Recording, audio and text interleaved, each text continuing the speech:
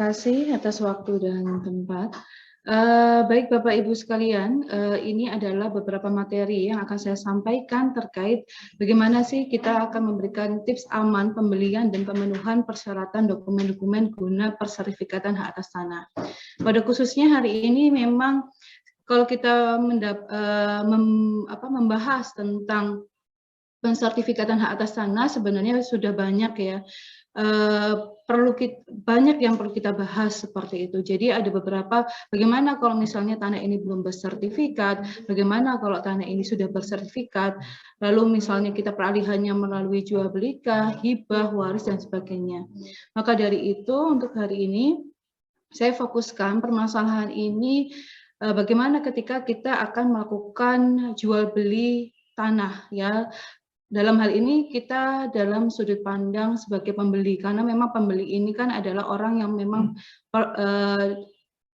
paling dirugikan seperti itu. Maka dari itu untuk penguat dalam pemateri ini saya juga mengundang sebenarnya di sini Ibu PPAT ya, Ibu Istiana Kusuma Ayu, dia sebenarnya juga saudara saya ya. Jadi beliau adalah PPAT Kota Malang. PPAT Kota Malang, nanti mau Ibu Isyana sudah hadir? Ibu Isyana? Ibu Isyana sudah hadir? Sudah Ibu. Ya, baik Ibu Isyana, jadi nanti kita di sini bersama-sama untuk memberikan penyuluhan ya, memberikan informasi, keilmuan, dan kita di sini juga sharing Ibu Isyana, jadi kami mohon juga keilmuannya terkait bagaimana masyarakat ini melakukan pensertifikatan hak atas tanah dan apa saja hal-hal yang penting yang perlu kita lakukan. Sebelum itu akan saya sampaikan Bapak Ibu di sini ada beberapa hal yang perlu kita perhatikan ketika kita ingin mengetahui aspek hukum pertanahan. Nah, di sini ada beberapa materi yang akan saya sampaikan. Yang pertama adalah konsep dasar pensertifikatan hak atas tanah. Kita harus bisa memahami bagaimana Indonesia ini sudah memiliki aturan-aturan urgensi kenapa masyarakat itu memerlukan adanya pensertifikatan tanah. Yang kedua, jenis-jenis hak atas tanah Indonesia. Yang ketiga, kita sudah masuk poinnya, yaitu peralihan hak atas tanah karena jual beli dan permasalahannya. Yang keempat, bagaimana ini kita mengetahui tips aman pembelian atas hak atas tanah. Yang terakhir ya, nah ini pemenuhan persyaratan dokumen hak atas tanah dalam pensertifikatan objek tanah akibat jual beli seperti itu. Nah, yang pertama, kalau kita berbicara konsep dasar dalam pensertifikatan hak atas tanah, maka kita akan melihat ya di dalam pasal 1 ayat 1 PP pendaftaran tanah, di sini pemerintah sudah menyatakan bahwa setiap kegiatan yang dilakukan terhadap objek tanah itu harus didaftarkan, harus disampaikan ke kantor pertanahan untuk dicatat. Intinya seperti itu Bapak Ibu. Jadi ketika tanah itu belum bersertifikat, maka pemerintah sebenarnya juga mewajibkan kita untuk melakukan pendaftaran tanah tersebut. Sampai ketika kita ingin merubah luasnya, ingin menambah luasnya atau ingin merubah kepemilikannya, subjeknya, maka itu tetap harus disampaikan ke kantor pertanahan. Gunanya apa? Untuk memelihara data fisik dan data yuridis. Ini sangat penting Bapak Ibu sekalian ya, karena data fisik dan data yuridis inilah yang menjadi poin di dalam pembuktian ketika terjadi sengketa pertanahan. Mungkin kalau kita saat ini misalnya, tidak perlu didaftarkan dulu gitu ya, nggak masalah ini. Jangan salah, karena tanah ini merupakan nilai ekonomi yang sangat tinggi, maka tidak menutup kemungkinan di kemudian hari kita membutuhkan kepastian hukum tersebut. Ya, karena secara hukum ketika sertifikat itu atas nama A, maka nama A itulah yang mendapatkan perlindungan secara hukum. Nah, serangkaian kegiatan tadi sudah saya sampaikan, serangkaian kegiatan itu kompleks sekali ya Bapak Ibu sekalian, bahwa kegiatan yang harus didaftarkan itu ya ketika pendaftaran tanah pertama kali, ketika Bapak Ibu memegang letter C, itu sudah harus didaftarkan nih kita untuk mendapatkan bentuk sertifikat tanah. Nah, tidak berhenti di situ saja. Ketika sudah didaftarkan ke kantor pertanahan, kita sudah mendapatkan sertifikat, tetap saja ketika kita ingin, tadi saya sudah menyampaikan ya, pemeliharaan data dan pendaftaran tanah. Nah, ketika kita misalnya merubah luasnya, dalam arti ada penggabungan atau pemecahan atau dipisah luasnya ya, misalnya 300 menjadi 152 menjadi 2 sertifikat, itu tetap harus kita laporkan ke kantor pertanahan untuk dibuatkan sertifikat tanah. Nah, sekarang mendapatkan perkembangan lagi nih Bapak Ibu sekalian. Sertifikat tanah, kalau Bapak Ibu sudah mendengar gitu ya, sertifikat tanah sekarang juga mulai beralih ya kepada sertifikat online. Nah, elektronik seperti itu. Nah, nanti mungkin dalam prosesnya ini pun sebenarnya juga sudah dilakukan melalui sistem online gitu ya. Nanti bisa diberi gambaran ini Bu Istiana terkait bagaimana sih masyarakat ini bisa melakukan pendaftaran secara online, terutama misalnya pengecekan yang bisa dilakukan sendiri oleh masyarakat tanpa perlu misalnya ke PPAT dan sebagainya. Nah, selanjutnya ketika kita berbicara pendaftaran tanah, di sini ada beberapa hal ya. Pentingnya apa ketika kita melakukan pendaftaran tanah? Tentunya untuk menjamin kepastian hukum bagi setiap hak atas tanah. Ini sudah tercantum Bapak Ibu sekalian di dalam pasal 19 UU PA. Ketika seseorang mengakui sebagai pemilik dan penguasa tanah, maka dia seharusnya, seyogyanya melindungi dirinya dengan menjamin dirinya dengan adanya sertifikat tanah. Untuk menjamin apa? Menjamin adanya subjek hak, dan yang kedua adalah terkait objek hak. Subjeknya siapa? Ya nama kita yang tercantum di dalam sertifikat. Objeknya apa? Ya termasuk letaknya, batas-batasnya, dan luas bidang tanah. Jadi ketika kita sudah punya sertifikat, maka batas-batas itu pun akan menjadi dilindungi ya oleh hukum seperti itu, kecuali nanti ada yang membuktikan sebaliknya. Nah, ini manfaat pendaftaran tanah tentunya sangat banyak ya, dan memberikan keamanan tentunya bagi pemilik tanah ya, karena kita sudah mempunyai legalitas gitu ya, dan kita sudah langsung mengetahui bagaimana sih data fisik kita, data yuridisnya seperti apa terhadap kepemilikan tanah tersebut. Terus yang ketiga juga mempermudah di dalam pelaksanaan peralihan hak. Ini Bapak Ibu, ketika kita mengalihkan dalam bentuk jual beli, tentunya kalau misalnya kita sudah bersertifikat, memang nilai jualnya akan lebih tinggi nih dibandingkan yang belum bersertifikat. Karena apa? Kalau sudah bersertifikat, tentunya sudah memiliki kepastian hukum. Nah, seperti itu.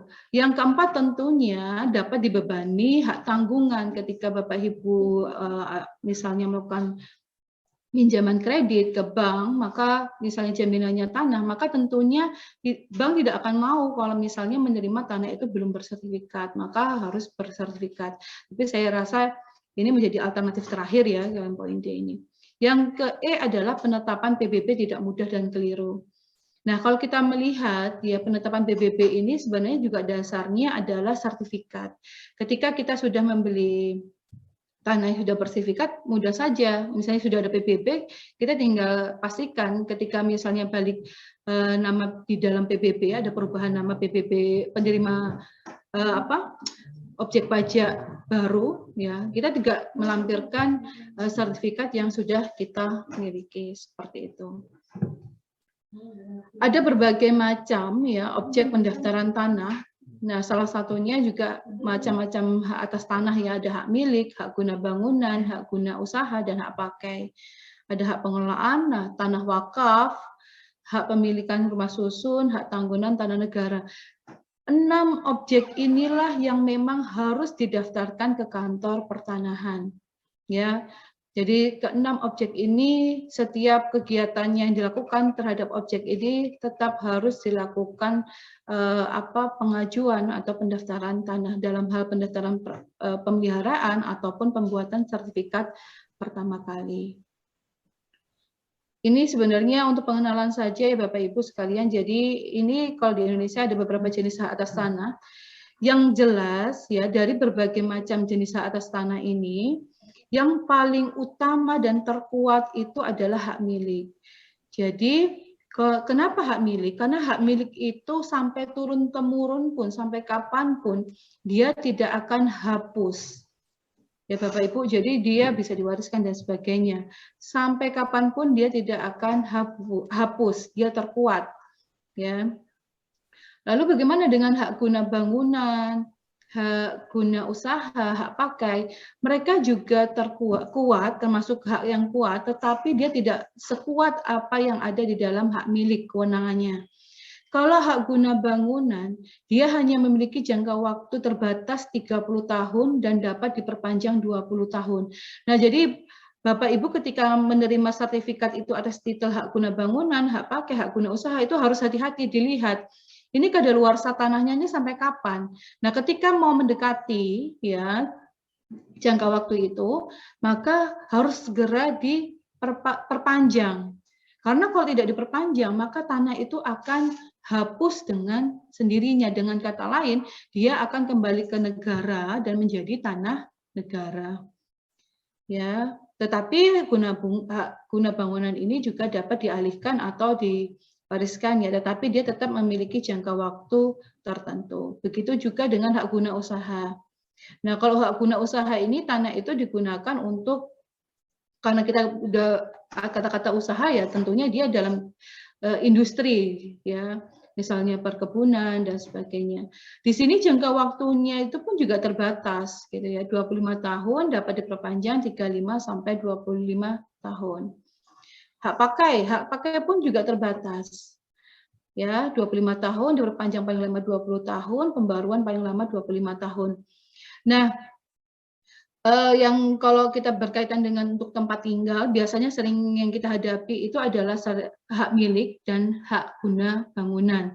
Kalau untuk tempat tinggal, jadi untuk hak guna usaha, hak pakai itu sebenarnya sangat jarang ya, karena itu penggunaannya berbeda. Tetapi kalau untuk tempat tinggal dan tempat tinggal dan sebagainya itu ya, itu adalah kita menggunakan hak guna bangunan atau hak milik. Tetapi kalau hak milik itu sangat luas kewenangannya. Nah, ingat Bapak Ibu, ketika kita sudah punya tanah, meskipun dia hak milik, maka hak atas tanah itu bisa berakhir. Ketika misalnya ternyata kita melalaikan ya tanah itu tidak digunakan sebagaimana fungsinya. Nah, atau dicabut untuk kepentingan umum. Di hukum agraria, di dalam hukum pertanahan ini mengenal adanya asas fungsi sosial. Jadi ketika misalnya terkena pelebaran jalan, nah pelebaran jalan ini kan fungsi kepentingan umum nih, fungsi sosial. Maka meskipun kita mempunyai hak milik, ya hak yang paling terkuat, maka dengan adanya asas fungsi sosial ini, masyarakat itu memang mau tidak mau melepaskan dengan prosedur yang sudah dibuat oleh pemerintah. Memang ada bentuk negosiasinya seperti itu. Tapi yang jelas di sini ada fungsi sosial, maka meskipun dia memiliki hak milik, maka memang tetap harus diberikan ya untuk kepentingan umum tersebut. Nah, itu jenis-jenis hak atas tanah sebagai gambaran Bapak Ibu semua. Nah, kita masuk pada poin dari penyuluhan ini, yaitu peralihan hak atas tanah karena jual beli. Nah, peralihan hak atas tanah karena jual beli ini, kita melihat bahwa peralihan hak atas tanah dalam bentuk hak milik, hak guna bangunan, hak pakai, ya, di sini adalah bagaimana bisa mengalihkan antara pemilik lama dengan pemilik baru. Ya, di sini pemilik lama dan pemilik baru. Cara peralihan itu ada berbagai macam. Ya, ada yang beralih demi hukum melalui pewarisan, ya, sebagaimana di Bapak Anwar menyampaikan, enak nih kalau dapat tanah warisan, lebih enak kalau dapat tanah warisan. Nah, itu otomatis demi hukum ya, beralih tanpa ada perbuatan hukum, ya, maka jika ada seseorang yang meninggal dunia, maka secara otomatis demi hukum akan turun waris kepada ahli waris. Itu yang pertama. Yang kedua adalah dialihkan. Kalau dialihkan ini perlu ada perbuatan hukum aktif dari individu. Misalnya ada jual beli, tukar menukar, hibah, wasiat, lelang, pemasukan modal perusahaan. Yang mana kalau ada peralihan yang dengan cara dialihkan, maka di sini perlu nih bantuan pejabat pembuat akte tanah. Kenapa seperti itu? Karena di dalam PP pendaftaran tanah ya pasal 37, ketika kita ingin membeli tanah atau mengalihkan tanah, baik itu jual beli, hibah, ya kecuali waris ya. Kalau waris ini karena otomatis, tapi yang kita bicarakan yang harus ke PPAT itu adalah yang ada perbuatan hukumnya, misalnya jual beli, hibah, tukar menukar. Nah, dia harus ke PPAT. Kenapa? Karena PPAT inilah yang akan membuatkan akte, ya, akte peralihan tersebut. Akte misalnya kita beli tanah, ya akte jual beli sebagai dasar kita melakukan pendaftaran tanah ke kantor pertanahan. Aduh, misalnya saya cukup kwitansi saja. Nah, kalau kita berbicara tanah, Bapak Ibu sekalian, karena ini merupakan transaksi formal yang secara peraturan perundang-undangan diatur bahwa dia harus dibuat dengan akte, maka kita harus melakukannya dengan akte jual beli. Kwitansi bukanlah menjadi alat bukti yang sah ya sebagai adanya peralihan hak. Dia hanya sebagai bukti penerimaan uang dan sebagainya, tapi dia belum menjadi bukti yang kuat bahwa adanya peralihan antara A dengan si B. Maka dari itu kantor pertanahan ini meminta kalau misalnya kita ingin mendaftarkan tanahnya atas nama kita sebagai pembeli, maka dia pasti akan meminta adanya akte jual beli yang dibuat di hadapan PPAT atau PPAT sementara yang dijabat oleh camat ya. Nah, seperti itu.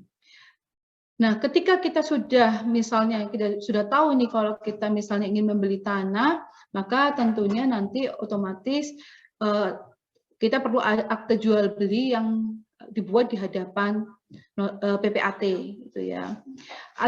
Nah, di sini akan saya berikan gambaran terlebih dahulu ya Bapak Ibu sekalian.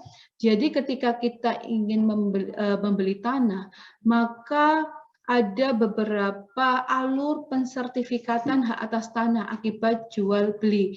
Kalau yang pada poin pertama ini saya memberikan poin untuk tanah yang sudah bersertifikat. Ada beberapa alur yang harus dipenuhi Bapak Ibu. Di sini yang pertama adanya plotting atau validasi sertifikat. Gunanya apa? Yang akan dilanjuti dengan pengecekan sertifikat. Gunanya apa? Di sini pengecekan sertifikat ini gunanya adalah untuk mengetahui apakah tanah itu sudah memiliki masalah ya, misalnya masih ada dalam hak tanggungan misalnya, atau misalnya apakah masih ada sengketa dalam tanah tersebut.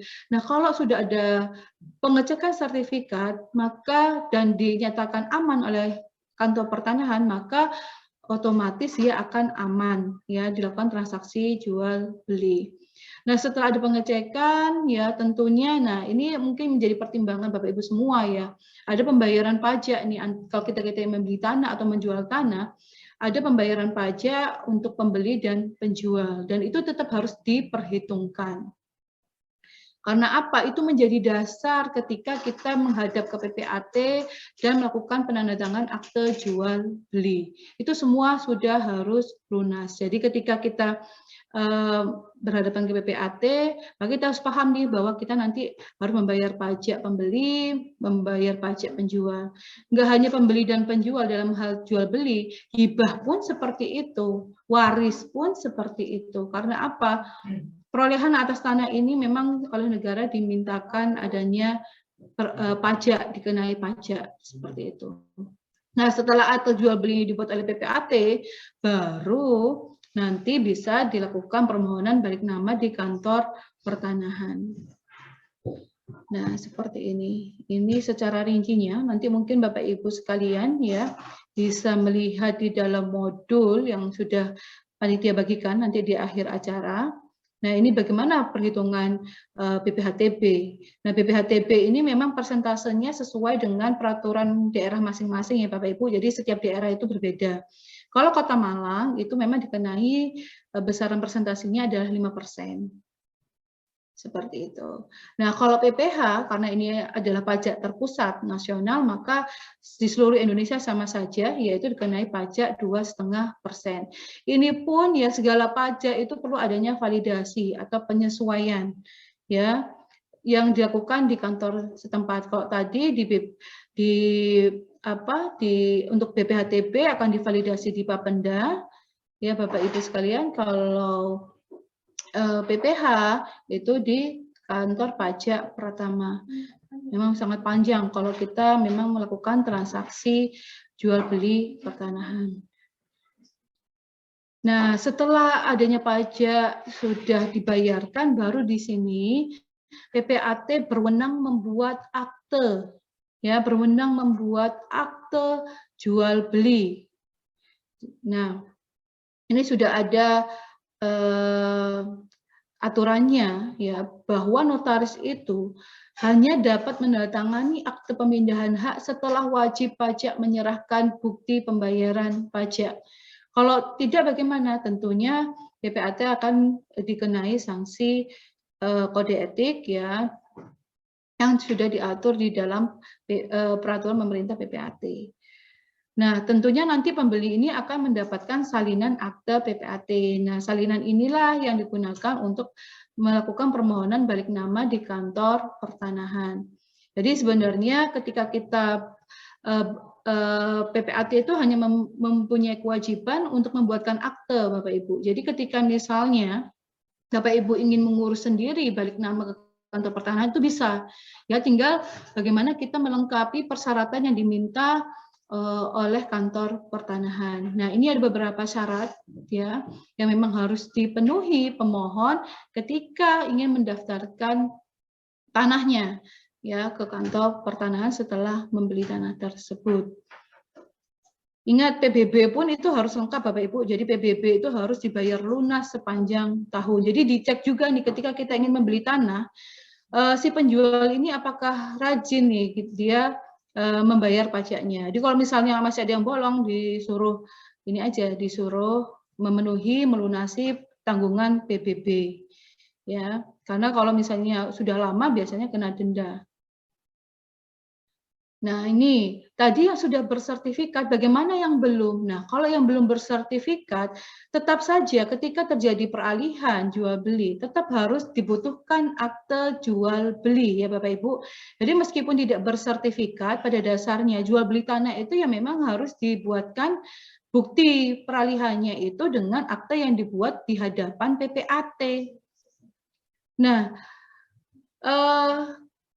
kalau yang belum bersertifikat memang kita harus berurusan terlebih dahulu ke kelurahan setempat, ya, mengurus surat keterangan tidak sengketa, mengurus surat keterangan riwayat tanahnya seperti apa, mengurus surat keterangan penguasaan tanah. Nah, kelurahan ini oleh hukum dianggap sebagai orang yang tahu riwayat tanah. Jadi ketika kita misalnya ingin mendaftarkan tanah pertama kali, tentunya kita akan berhadapan dengan kelurahan. Kita perlu menghadap kelurahan untuk meminta bantuan dokumen-dokumen yang harus diperlukan untuk didaftarkan ke kantor pertanahan. Nah, lalu ketika kita ingin melakukan, kita sudah mendapatkan dokumen di kantor pertanahan, apa yang kita lakukan? Yaitu datang ke kantor pertanahan. Ada beberapa syarat nih di dalam pengajuan permohonan pendaftaran ini untuk pertama kali ya Bapak Ibu. Jadi tanahnya belum ada sertifikat. Lalu apa yang syarat yang harus dipenuhi? Ya tentunya ada surat permohonan ya untuk melakukan pensertifikatan tanahnya, surat kuasa, identitas diri pemiliknya sebagai pemohon, dan ada beberapa dokumen yang tanahnya seperti petok pajak ya atau PBB kalau sudah ada, surat keputusan pemberian hak milik dari pejabat yang berwenang, ya. lalu akte pemindahan atas tanah yang dibuat oleh PPAT. Nah, nomor 6 ini penting Bapak Ibu. Jadi pada dasarnya meskipun tanah itu belum bersertifikat, transaksi peralihan itu sekali lagi harus dibuat di hadapan PPAT. Kwitansi belum kuat ya Bapak Ibu. Jadi kwitansi itu belum kuat, dia hanya sebagai bukti saja penerimaan uang dalam hal transaksi keuangan, tetapi dia harus dituangkan juga di dalam akte PPAT.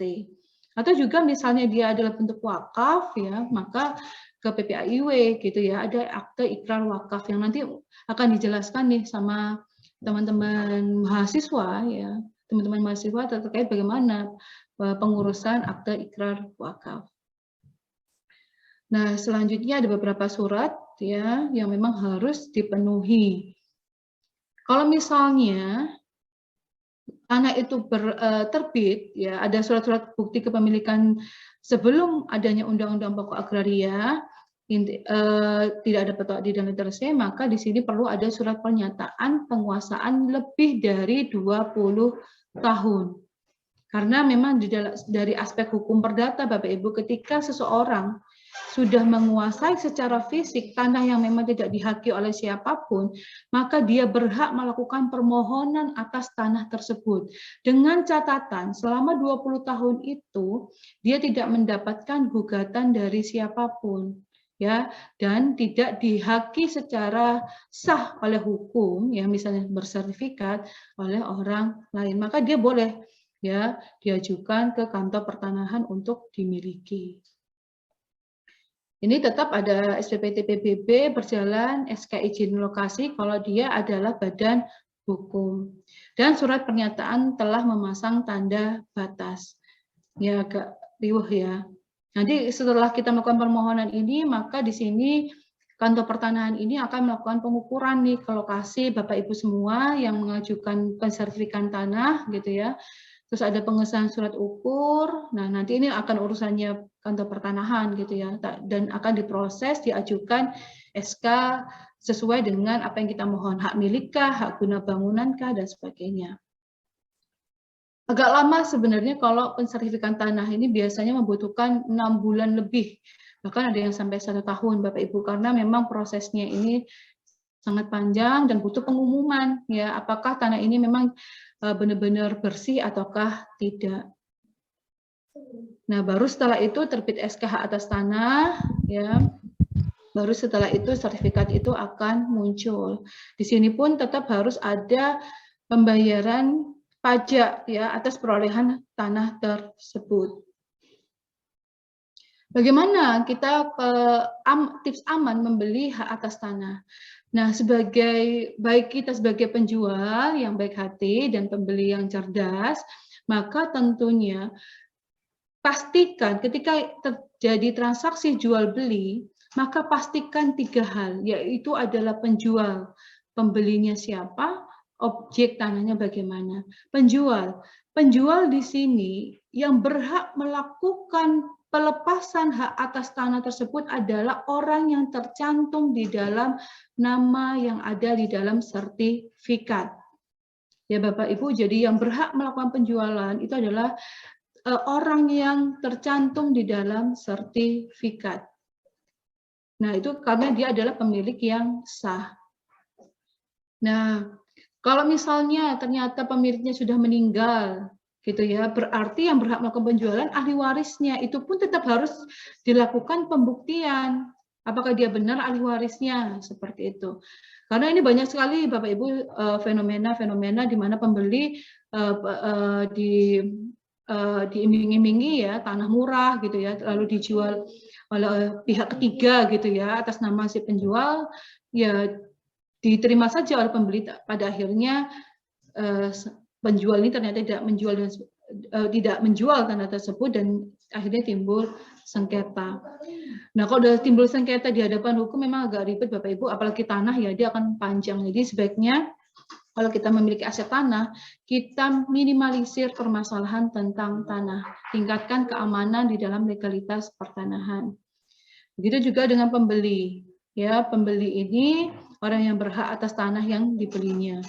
Ingat, hak atas tanah yang bisa dihaki oleh seluruh warga Indonesia itu lengkap ya, hak guna bangunan, hak guna usaha, hak pakai, dan hak guna apa yang hak milik gitu ya. Nah, kalau misalnya orang asing ingin membeli tanah hak milik, apakah bisa? Yang tidak bisa gitu ya. Secara hukum itu akan cacat hukum. Objek tanahnya kita lihat dulu. Dia pastikan objek itu harus free, clean, and clear. Ya, dia bersih, tidak ada sengketa ya di atas tanah tersebut. Ya, jadi dia bebas dari sengketa, dia bebas dari penjaminan hutang gitu ya. Jadi sebenarnya kalau penjaminan hutang bisa gitu ya, tetapi di situ akan ada risiko kecuali disepakati oleh pihak kreditur, itu tidak masalah. Ya, intinya tidak ada di dalam kondisi sengketa.